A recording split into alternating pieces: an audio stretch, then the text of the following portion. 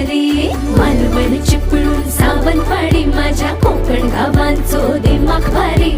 दिसते भारी गणपतीची स्वारी माझ्या कोकणा वाटे तुम्ही वलवा गाडी. धमाधमान हाका गाडी माझ्या कोकणचो रस्तो नागमोडी. कारन येवा बशीन येवा नाय तर सुसाट आगीन गाडी. मुंबई पुण्याचे रस्ते सोडा माझ्या कोकणा वाटे तुम्ही